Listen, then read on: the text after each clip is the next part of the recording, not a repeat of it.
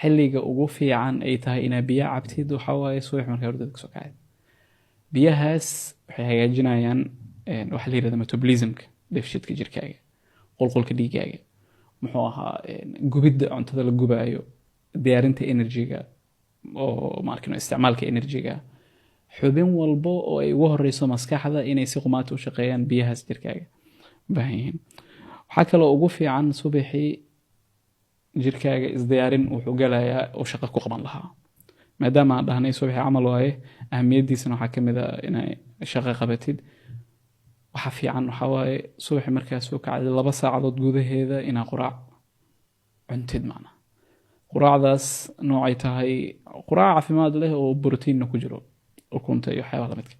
marka quraacdaas maxaan u leenahay shaqaa rabtaa inaa qabatid. wajbat alfidar يعني ولو كان حجر يعني wax muhiim ah hadii ay dhagax tahay xataa.